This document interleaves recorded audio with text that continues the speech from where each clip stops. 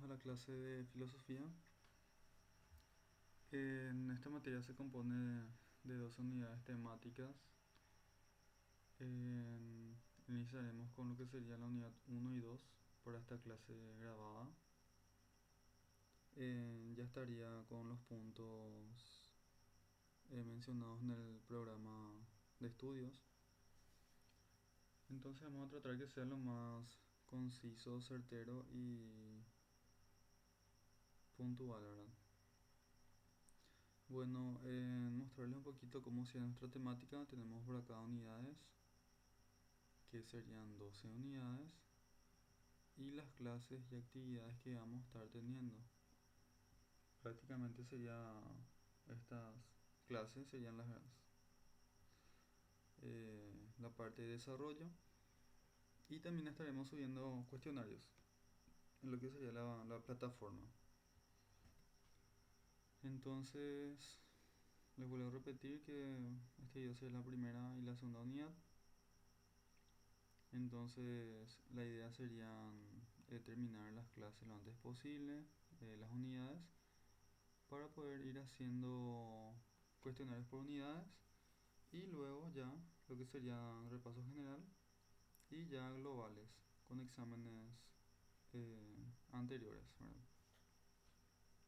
Bueno, vamos a dar ya inicio a la unidad 1, el cual serían los presocráticos como tema, que trata de explicar un poco el caos y el cosmos, ¿verdad? Mencionando, ¿verdad?, de que lo que sería el asombro y la duda fueron los que llevaron al ser humano a filosofar, ¿verdad? Lo que sería la psicogénesis, el preguntarse de dónde vienen las cosas, cómo se crearon, etcétera, ¿verdad? Entonces vamos a dar 4 puntos importantes, como acá podemos observar. El inicio de la filosofía, ¿verdad?, que para nuestro pensamiento occidental tiene como inicio en Grecia, entre los siglos 7 y 6. Siglo 7 sería 600, y siglo 6 sería 500 antes de Cristo. Tenemos aquí como tema fundamental la naturaleza, ¿verdad? ¿Cómo surgió la naturaleza? En el segundo punto, que es la B, tenemos el conocimiento mítico al filosófico. Vamos a ver ya ese cambio de pensamiento, de que estos filósofos no se limitaban a explicar las cosas de una forma mística, dándole, por así decirlo, una causa, ¿verdad?, a lo que sería los dioses, ¿verdad?, las deidades que tenían ellos. Entonces tenemos también ese pensamiento que pasa ya a lo filosófico, a algo más racional, a algo más lógico. Luego el punto 3, ¿verdad?, o acá la letra C, preguntas fundamentales de qué están hechas las cosas, qué son y de dónde provienen. En el cuarto punto, que sería la D, vamos a tocar en toda esta unidad, la unidad 1, lo que sería la palabra arque o arge, que sería la causa, origen y sustrato de las cosas, ¿verdad? Entonces podemos ir viendo un poquito, ¿verdad?, a grandes rasgos lo que sería la división de la filosofía griega. La filosofía como pensamiento sistemático nace en griega, o sea, en Grecia, ¿verdad? O sea, es griega. Más específicamente en la ciudad jónica de Mileto, que vamos a estar viendo en la primera unidad. Entonces la escuela jónica de Mileto también está compuesta por 3 filósofos de este siglo, o sea, 700, o sea, del año 600, que sería siglo 7. Y podemos dividirla en 4 etapas o periodos de acuerdo a su objeto de estudio y metodología. Entonces vamos a diferenciar un poquito, ¿verdad?, lo que serían las etapas. El periodo cosmológico o presocrático sería el periodo anterior a Sócrates, que sería la unidad 1. Luego tenemos el periodo antropológico, que pertenece al ciclo de los sofistas, o al tiempo de los sofistas, ¿verdad? Y a Sócrates, que sería la unidad 2. En el punto 3, o en el periodo sistemático o maduro del pensamiento griego, ¿verdad? Tenemos la etapa de Platón y Aristóteles. Sería ya la unidad 3. Y luego ya lo que sería el periodo moral, que comprenden las escuelas socráticas menores, el epicureísmo y el estoicismo, para conocer un poquito cómo se fue ramificando, ¿verdad? El pensamiento de los filósofos más importantes de la historia griega, ¿verdad? Bien, empezaremos entonces citando a tres filósofos de la escuela jónica de Mileto. Y el primero que estudiaremos sería Tales de Mileto, año 624 a.C. aproximadamente, y la búsqueda del arqué. El arqué era el origen, el principio de todas las cosas, ¿verdad? Entonces, para Tales de Mileto, el arqué es el agua, el elemento agua. ¿Quién fue Tales? Un filósofo matemático y astrónomo griego, considerado el primer filósofo importante, presocrático, porque estaba antes de Sócrates, y el iniciador de la filosofía occidental. Pertenecía a la escuela de Mileto, lo que sería Asia Menor, la primera en buscar explicaciones relacionadas a lo que sería la parte racional sobre el origen del mundo, dejando de lado los mitos y el misticismo, ¿verdad? Vamos a explicar un poquito qué sería la palabra arqué. Es un término griego que significa principio, origen o elemento fundamental. Los primeros filósofos lo buscaron como la sustancia única y permanente de la cual todo proviene y a la cual todo regresa, ¿verdad? Sería como algo cíclico. Entonces vemos aquí el arqué según Tales de Mileto es el agua. Tales propuso que el agua es el arqué, es decir, el principio de todas las cosas. ¿Qué observó Tales de Mileto? Que todos los seres vivos necesitan agua para vivir y el agua puede transformarse en sólidos como el hielo, líquidos y gases como el vapor, y también que la tierra flota sobre el agua según creencias antiguas, ¿verdad? Podemos ver también otro punto, ¿verdad? Que habla sobre Tales de Mileto, que sería la explicación del imán. Como podemos conocer hoy en día, ¿verdad? El imán o la piedra magnetita, ¿verdad? Eh, Tiene un campo electromagnético que atrae metales, ¿verdad? Entonces Tales dijo, ¿será que tiene vida o alma? ¿Verdad? Podemos ver que Tales observó que el imán o la magnetita, que es una piedra, atraía metales y eso lo llevó a preguntarse si tenía algún tipo de vida o alma. Creía que si una piedra podía mover a otra, debía tener alguna forma de alma o psique. Entonces aquí podemos ver también la aparición de alma con relación a psique, ¿verdad? A vida, ya que asociaba el movimiento con la vida. Esto es una ciencia moderna, o sea, esto no es una ciencia moderna, sino una forma primaria de explicar fenómenos naturales con base a la observación. O sea, entonces empezaron a observar el comportamiento de lo que serían las piedras, los metales, etcétera. ¿Cuál sería la importancia de Tales de Mileto? Que introduce la idea de buscar causas naturales y racionales, o sea, el pensar, ¿verdad?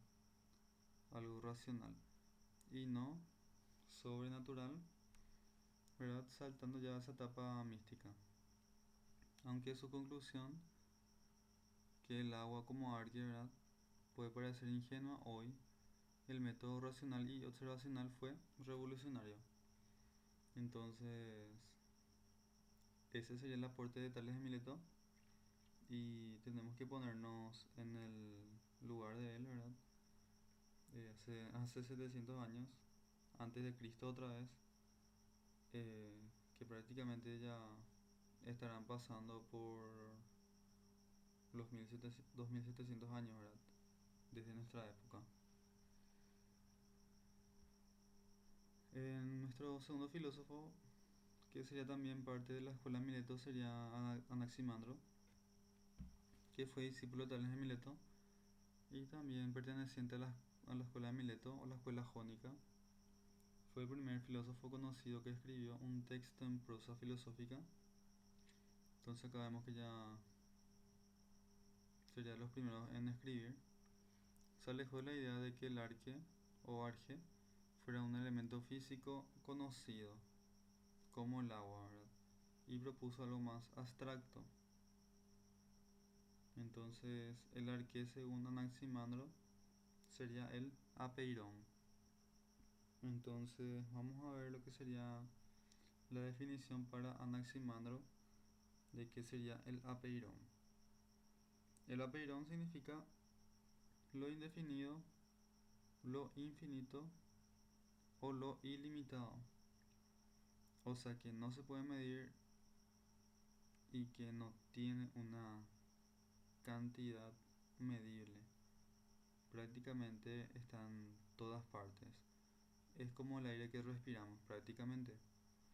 Entonces podemos ver, ¿verdad?, de que para él era una sustancia eterna, inmortal y sin forma, que está fuera del cielo. O sea, que fuera del mundo visible. Es como sentir el viento. No vemos, pero está ahí, ¿verdad? No es agua, aire ni fuego, sino una especie de materia primordial e indefinida. O sea, está indefinido. No se puede ver, no se puede medir, etcétera, ¿verdad? De la que nacen todos los elementos y cosas. Entonces aquí vemos un filósofo que da una explicación abstracta de la creación de la materia, que viene de algo que no es materia, ¿verdad? Características del apeirón según Anaximandro: eterno e inmortal, nunca nace ni muere, inagotable, genera todas las cosas sin agotarse, contiene y gobierna todo, o sea que da origen al cosmos y lo mantiene en equilibrio. También dice que, no, que es invisible e incorruptible, no se percibe directamente, pero está en todo. Pasamos al siguiente filósofo. Todavía no. Entonces, bueno, vamos a hablar todavía de Anaximandro, el cual menciona también de que hay un movimiento eterno y separación de las cosas. El apeirón está en movimiento eterno. De ese movimiento surgen los contrarios: caliente, frío, seco, húmedo, etc. Estas fuerzas se separan del apeirón y forman los elementos, con ellos todas las cosas del mundo. Es una explicación dinámica y evolutiva del universo, no estática. Lo frío y lo caliente, su papel en la transformación o en la formación de los elementos. Anaximandro explica que al separarse surgen dos fuerzas fundamentales: lo caliente, que da lugar al fuego y el aire, y lo frío, que da lugar al agua y a la tierra. Nos cuenta también de que estas interacciones y oposiciones forman el cosmos, el cielo, la tierra y todos los seres vivos. El equilibrio entre estas fuerzas es clave. Si una predomina demasiado, el universo se desordena. También está un tema importante sobre Anaximandro, que tiene una teoría a la cual llama el fango primitivo y trata de explicar un poco lo que sería el origen del hombre. Anaximandro también reflexiona sobre el origen del ser humano y propone que el hombre no surgió directamente de la tierra, sino que evolucionó desde una forma más primitiva. Afirmaba que los primeros seres vivos nacieron del fango con fango cálido y húmedo, una mezcla de agua y tierra. Los humanos nacieron dentro de otros seres, como peces, y fueron protegidos hasta que pudieron valerse por sí mismos. Esta es una idea precursora del pensamiento evolutivo, ¿verdad? En prácticamente una alegoría, ¿verdad? De que la vida empezó en el océano, ¿verdad? Como varios científicos, ¿verdad? Están también proponiendo esa teoría. Y la importancia filosófica que podemos ver aquí dentro del cuadrito sería el primer pensador que propuso una sustancia no concreta y eterna como origen de todo. Introdujo el concepto de contrarios y evolución del cosmos. Dio un paso más allá, ¿verdad?, que Tales, su maestro, y abrió el camino hacia una explicación más abstracta y sistemática de la naturaleza. Luego le tenemos aquí a Anaxímenes, ya después de Anaximandro. Nos cuenta que sería el discípulo, ¿verdad?, de Anaximandro y también miembro de la escuela de Mileto, o la escuela jónica, ¿verdad?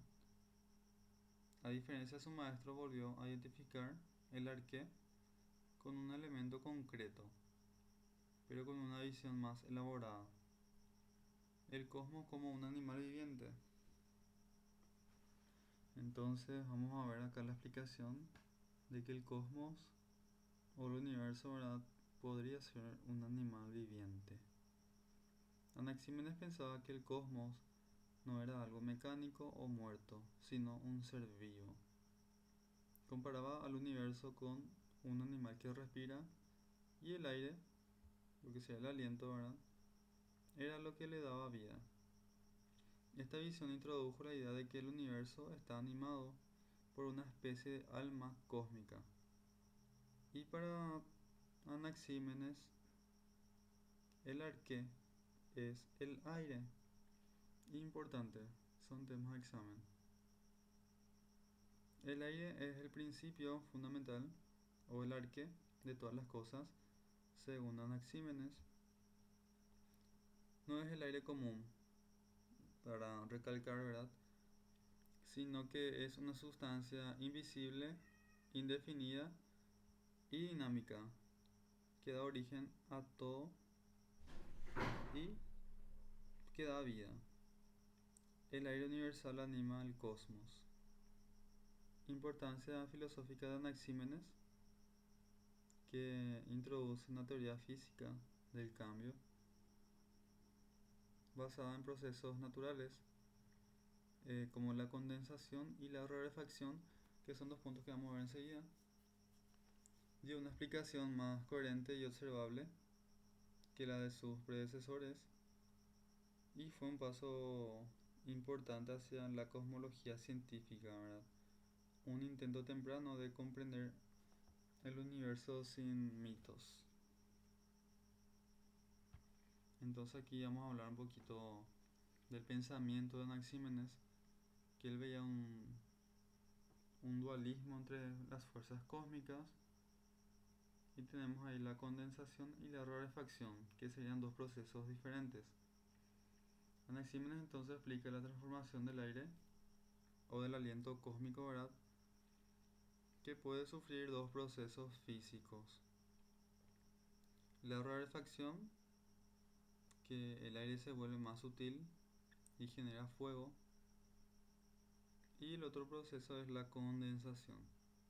El aire o aliento cósmico, ¿verdad?, se vuelve más denso y forma el viento, las nubes, el agua, la tierra y piedras. Esta teoría fue una de las primeras formas de física intentando explicar cómo cambian las cosas en la naturaleza con procesos naturales y observables. Otro pensamiento que tenía Anaxímenes sería que la Tierra eh, sería plana como un disco. Según Anaxímenes, ¿verdad?, la Tierra era plana y en forma de disco, suspendida en el aire. No caía porque estaba sostenida por el aire comprimido que la rodeaba, como una hoja que flota en el viento. También pensaba que los astros se movían como tapas, girando alrededor del disco terrestre. O sea que él pensaba que eran los otros astros, ¿verdad?, que giraban alrededor de la Tierra. Luego vamos a hablar de otro filósofo importante, ya, ¿verdad?, Eh, que se distingue de lo que serían los tres filósofos que citamos anteriormente. Este filósofo se llama Pitágoras y sería ya 500 años antes de Cristo, fundador del pitagorismo. Entonces, ¿qué sería el pitagorismo? Corriente filosófica y religiosa. Aquí tenemos a Pitágoras. Como podemos ver, él sería el que desarrolló esta fórmula, ¿verdad?, a la cual le llamamos el teorema de Pitágoras, ¿verdad?, para hallar la hipotenusa. Entonces, él juntó la filosofía y la religión y la matemática con la mística y con la ética. O sea, era multifacético. Vamos a ver entonces los elementos primitivos del pitagorismo, o sea, las bases del pitagorismo, que sería la influencia órfica. Entonces, a decir órfica, ¿verdad? Creencia en la inmortalidad del alma, o sea, creían que existía el alma y que era inmortal. Y la transmigración. Transmigración, que también quiere decir reencarnación. Transmigrar sería cambiar de cuerpo, ¿verdad? La vida ascética y comunitaria, o sea, vida ascética sería eh, apartarse un poco de lo material, del ego, y comunitaria ser altruista, ¿verdad? Ayudar a la sociedad. También buscaban la armonía universal a través del número. Entonces, esto por ejemplo se puede ver mucho en la música, las octavas, etcétera. O en todo lo que sería la parte musical, ¿verdad? Características generales del pitagorismo. Vamos a volver a centrarnos en lo que sería eh, otros puntos importantes. Respiración cósmica, se asemeja a lo que decía Anaxímenes, pero Pitágoras decía que el universo es un ser vivo y en constante movimiento también, ¿verdad?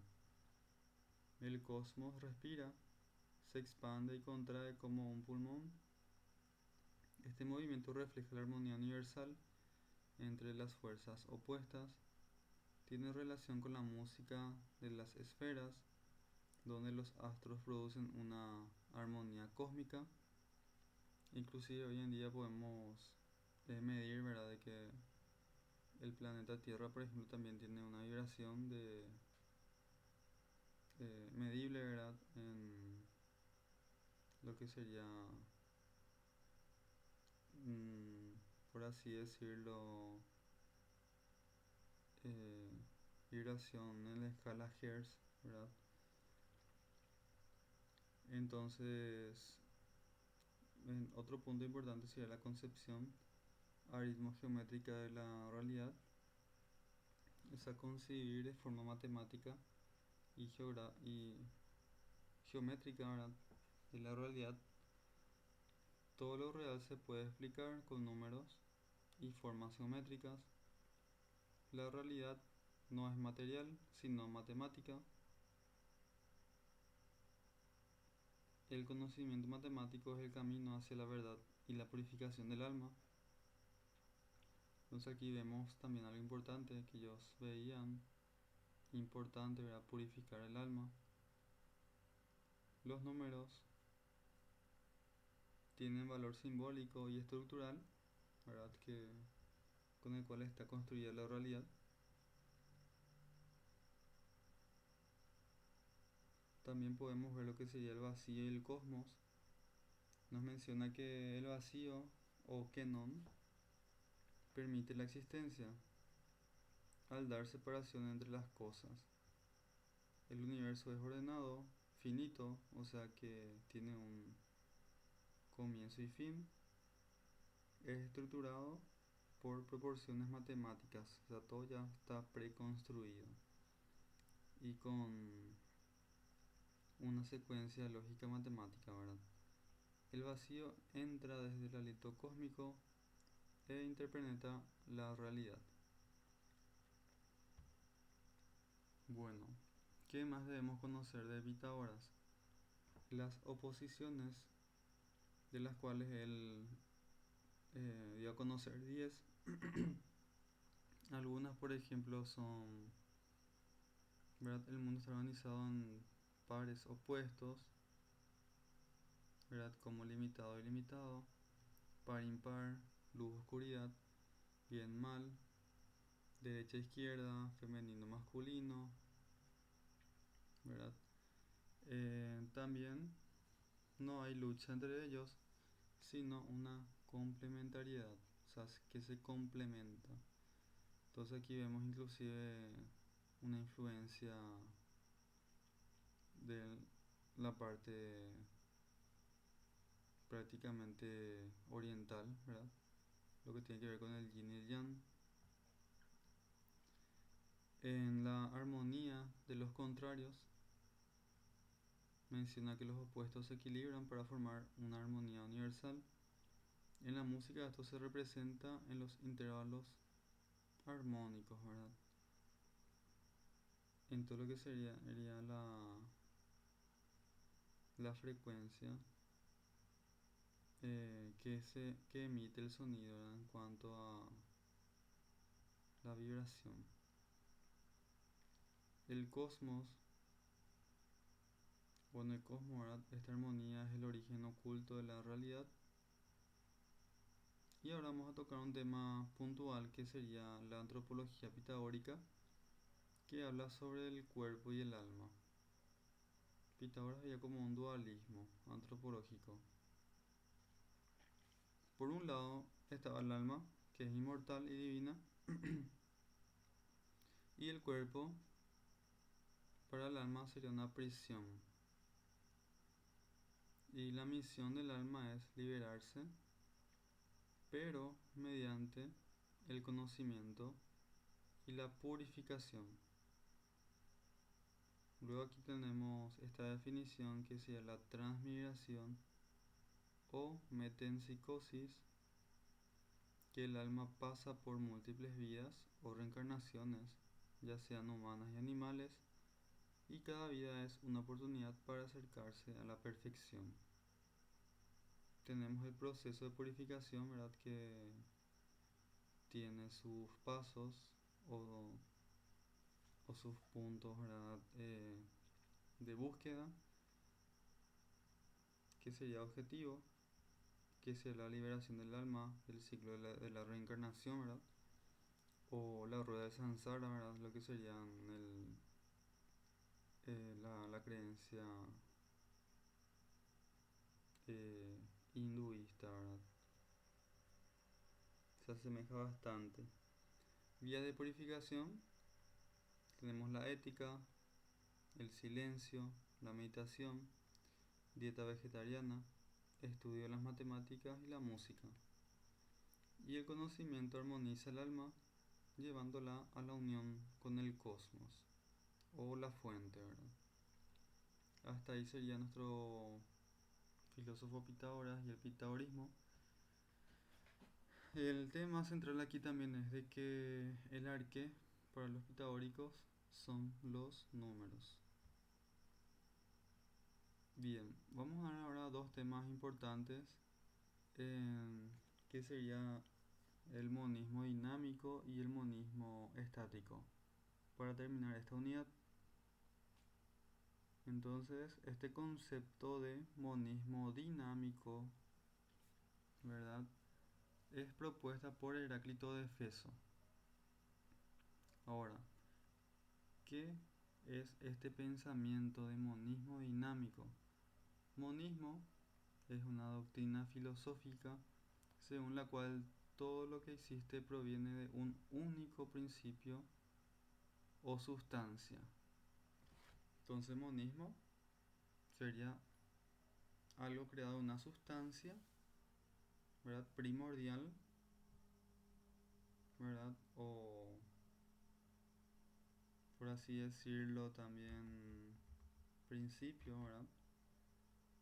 Y que es dinámico, a diferencia de otros monismos, ¿verdad? Más estáticos como el de Tales, ¿verdad? O Parménides, que vamos a dar después. Heráclito concibe el principio único como movimiento y cambio, o sea, como algo fundamental. Entonces, la unidad y cambio, Heráclito afirmaba que todo está en constante movimiento. Entonces, ahí podemos ver su frase célebre, a saber, no se puede entrar dos veces en el mismo río, por varios motivos, ¿verdad? Porque el agua siempre está fluyendo y el hombre ya no es el mismo. Esto inclusive hoy en día se puede demostrar, ¿verdad? De que cada día van muriendo células y van naciendo células nuevas, ¿verdad? Entonces, por así decirlo, el cuerpo humano, ¿verdad? Se puede renovar cada 3 5 años. Entonces también el hombre no es siempre algo estático. O inclusive mirando esto de una forma más, eh, por así decirlo, a niveles de escalas atómicas, ¿verdad? Y el propio átomo está en movimiento, ¿verdad? Ahora, el cambio no niega la unidad del mundo. O sea, el cambio o el movimiento cíclico no niega que todo está unido. O sea, que todo depende de los otros elementos, ¿verdad? Que al final están en equilibrio en el mundo, ¿verdad? Sino que la unidad se da en la tensión de los contrarios. Ahora, para conocerles un poco más a Heráclito de Éfeso, también apodado el Oscuro, por lo visto era un señor de pocas palabras, eh, un poco introvertido inclusive, ¿verdad? Por eso se le apodaba el Oscuro. Tenemos dos puntos que serían eh, tipos de conocimiento. Por un lado, el hombre puede conocer mediante la sensación, que sería mediante los sentidos, ¿verdad? Por eso sensación. Y por el otro lado, se adquiere conocimiento mediante la razón, el pensamiento. Entonces, cuando hablamos de sensaciones, es una opinión. Por ejemplo, yo puedo estar sintiendo ahora frío o puedo estar sintiendo calor, pero mis sentidos es eso lo que me está dando la información de afuera, ¿verdad? Y esa información va decodificándose, ¿verdad? Lo que sería el cerebro interpreta. Entonces también los sentidos nos pueden engañar. Entonces sería opinión odoxa. Nos engañan, nos hacen creer que las cosas son estables o permanentes. Entonces podemos ver también el otro tipo de conocimiento que sería razón o logos, que ya sería la verdad o en otras palabras aletheia, ¿verdad?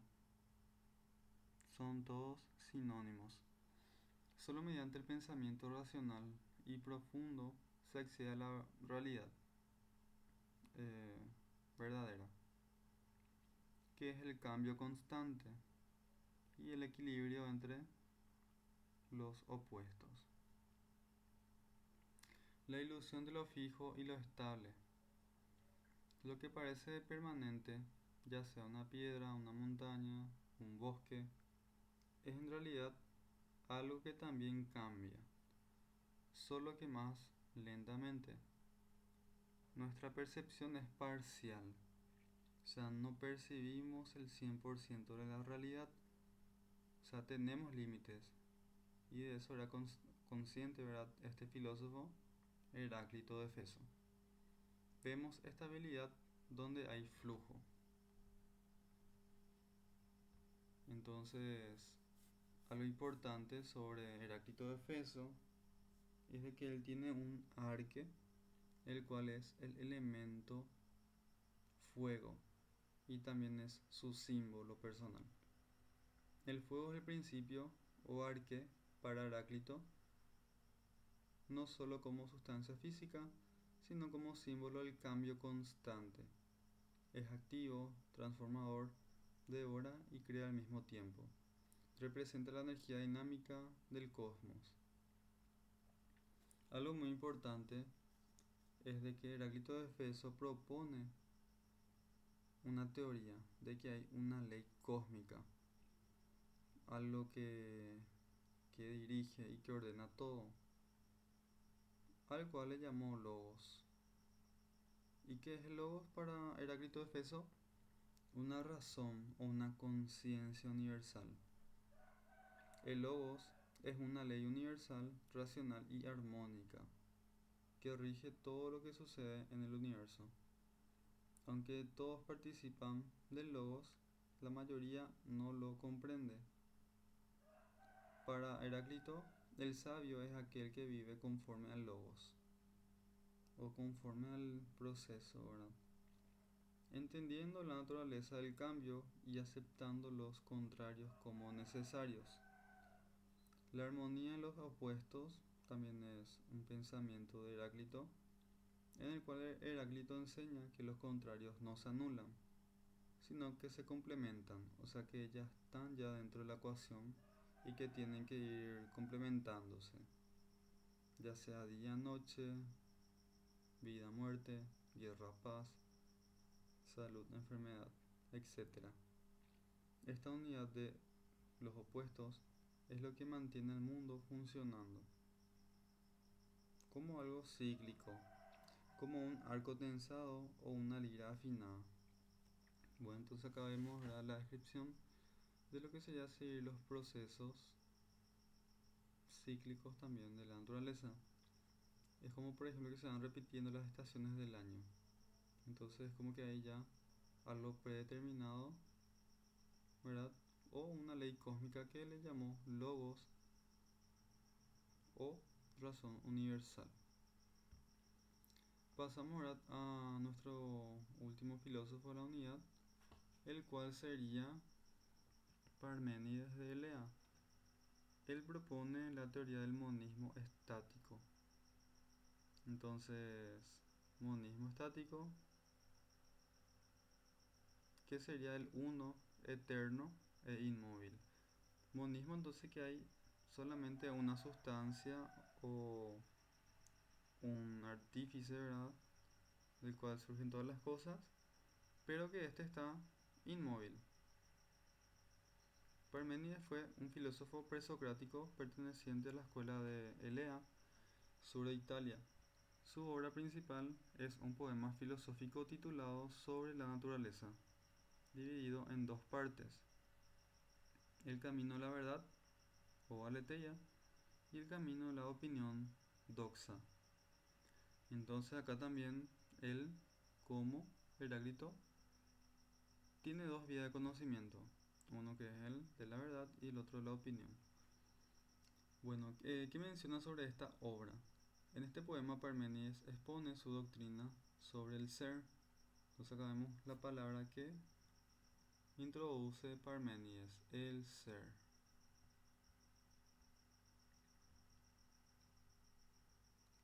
Entonces,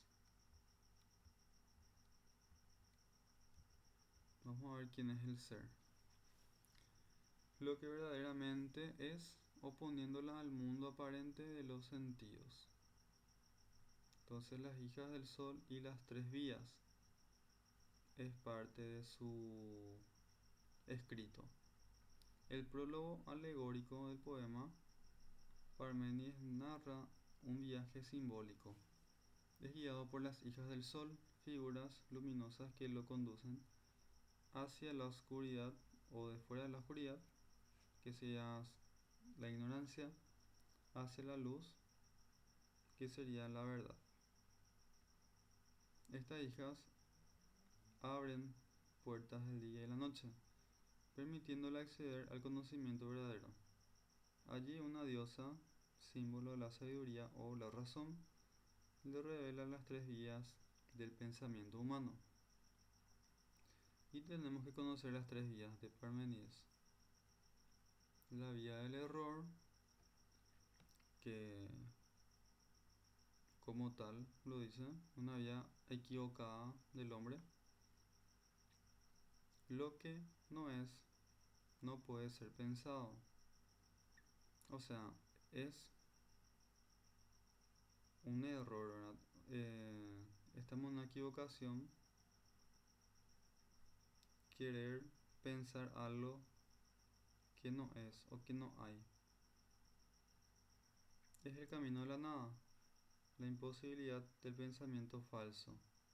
Intentar pensar lo que no es lleva a una contradicción. Es como por ejemplo yo les diga inventen un color que no exista. Luego tenemos aquí la segunda vía de la opinión, la cual se llamaría doxa, que sería el camino de las apariencias y las sensaciones. Entonces lo que uno percibe y lo que uno siente. Los mortales confunden el ser y el no ser. Por ejemplo, creen que las cosas nacen y mueren.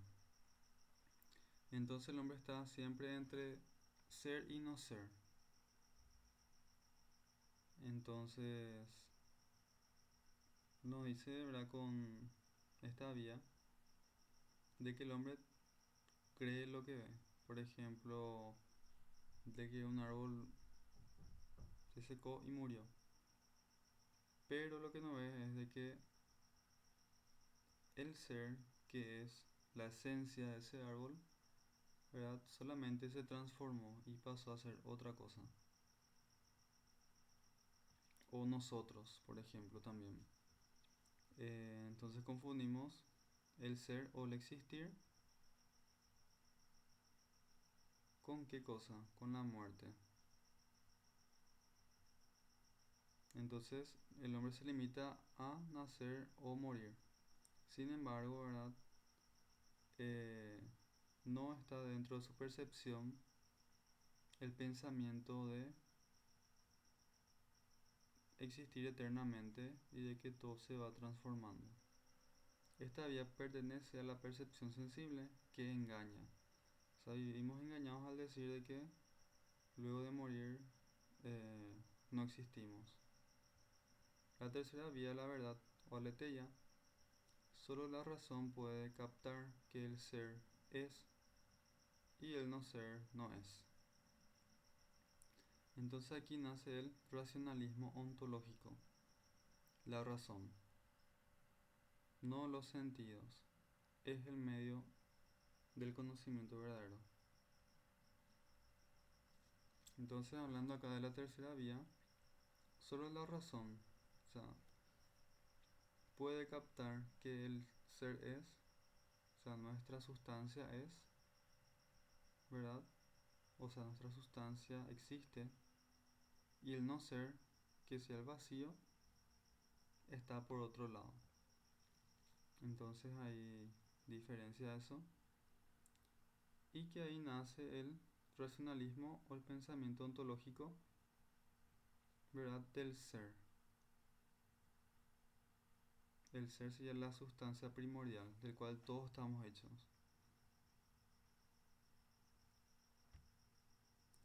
Entonces aquí tenemos el atributo del ser o de la sustancia del cual todos derivamos.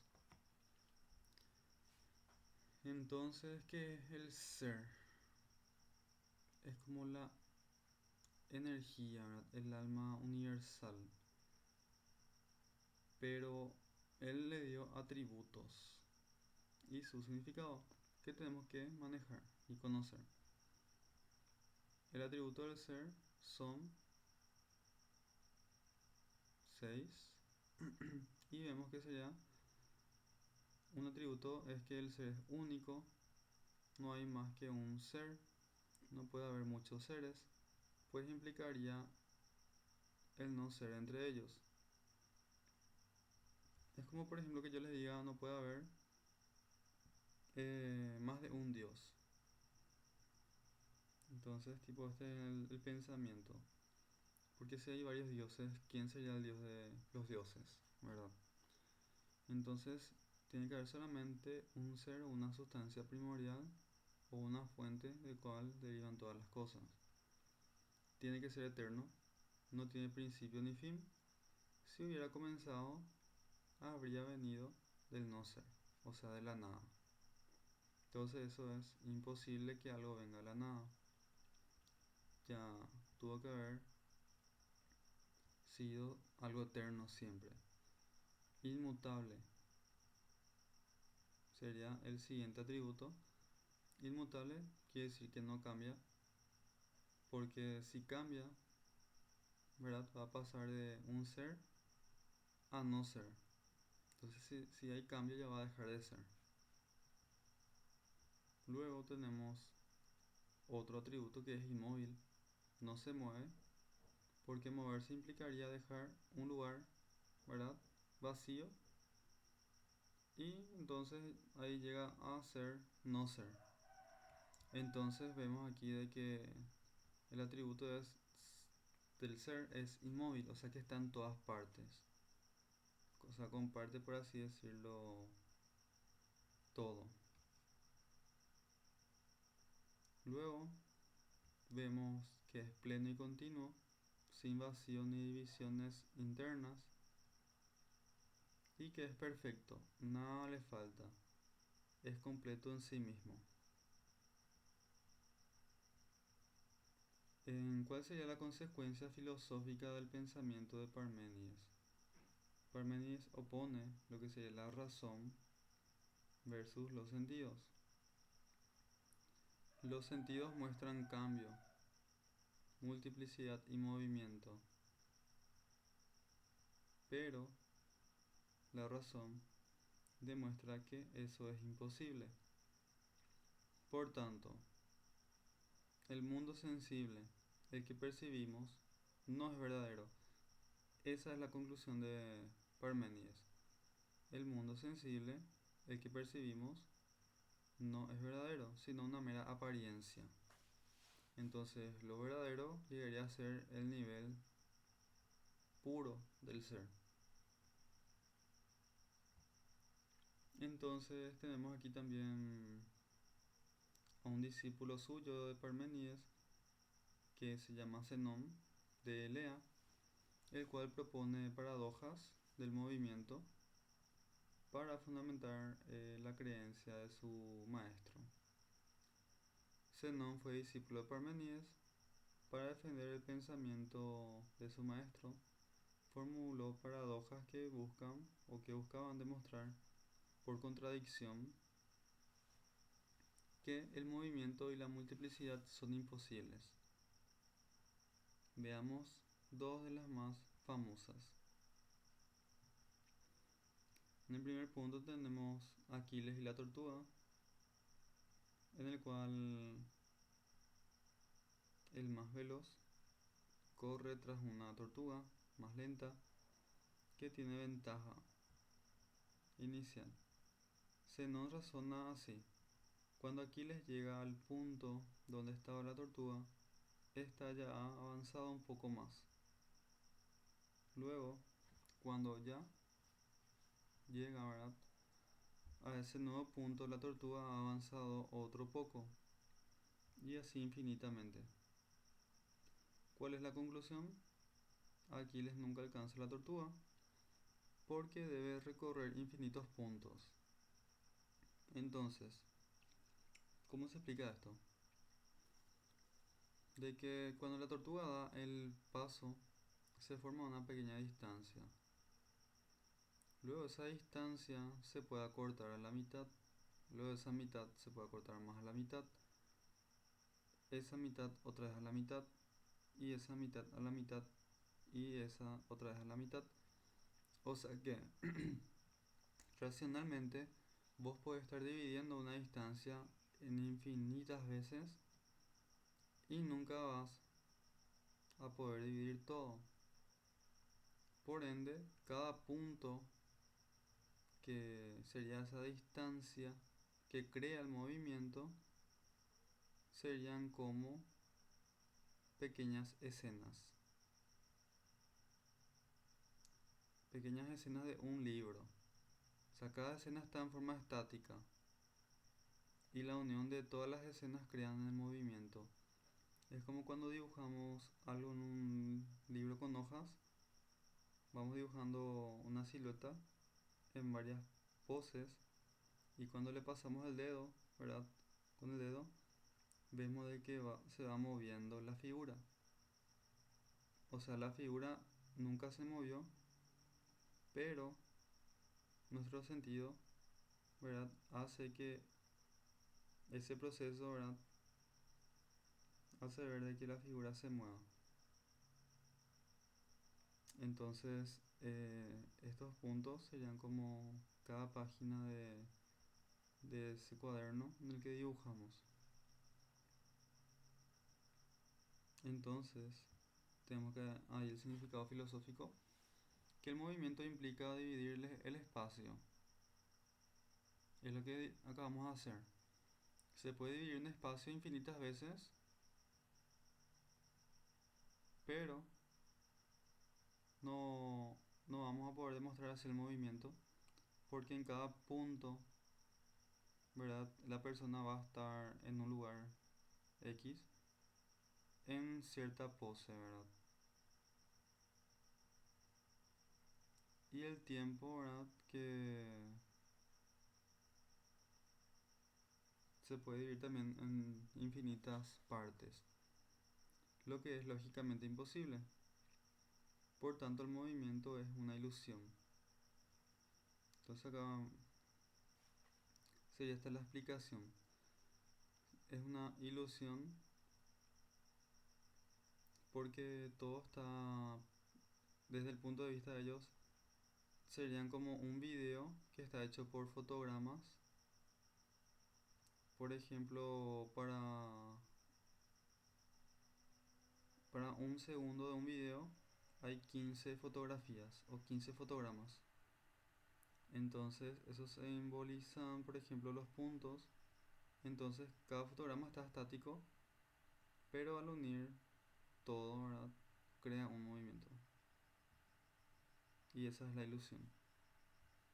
En el punto 2 o la paradoja 2 habla de la flecha, en el cual, por ejemplo, alguien cuando dispara una flecha en forma horizontal o vertical, ¿verdad? ¿Qué es lo que pasa? En cada instante la flecha está en un punto determinado en el espacio, ¿verdad? Y en el tiempo, si vas cortando. En ese instante, ¿verdad? No se mueve. O sea, en cada instante que vos lo ubicas en el espacio, ¿verdad? Y dividís el tiempo también, como un video, ¿verdad? No se mueve, porque está ocupando un punto fijo en el espacio. Si el tiempo se compone solo de horas, que sean esos puntos inmóviles, la suma de todos ellos también sería móvil. Por tanto, la flecha nunca se mueve. Conclusión, el movimiento no se puede explicar racionalmente, por lo que no existe en el plano del ser. Y más que conocido, ¿verdad? Entonces, no existe en el plano del ser, que es, ¿verdad? Un nivel muy abstracto y muy puro, ¿verdad? Nada que ver con las apariencias en el que estamos, o nuestra realidad que nos engaña en los sentidos. Bueno, aquí podemos ver un poquito nomás también sobre el monismo estático de Parmenides, el uno o eterno e inmóvil, las tres vías, la vía del error, lo que no es no puede ser pensado ni dicho, la vía de la opinión, es el camino de las apariencias y las sensaciones, la tercera vía, que es la verdad, solo la razón puede captar que el ser es y el no ser no es. Entonces, ¿cuál fue el aporte de Parmenides? Se opone, ¿verdad? La razón, o sea, vos puedes explicar racionalmente que no existe el movimiento, pero hay una contradicción con los sentidos que sí te engañan, ¿verdad? Para ver movimientos en lo que sería nuestra realidad, que es imperfecta y que no sería la naturaleza del ser. El mundo sensible en el que percibimos no es verdadero, sino mera apariencia.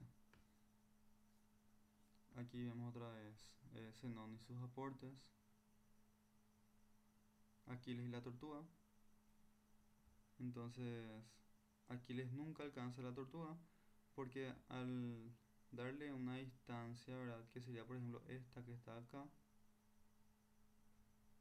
se puede ir dividiendo en infinitamente. Entonces, prácticamente la, el movimiento no existe, ¿verdad? Y la flecha, porque en cada hora está inmóvil. Cuando se lanza una flecha, si vos vas pausando o vas analizando en cada momento, ¿verdad? La flecha ocupa un lugar en el espacio y por ende está inmóvil, porque en cada momento que vas pausando, cada puntito, cada milímetro, ¿verdad? Está inmóvil. Y la suma de todo eso crea el movimiento.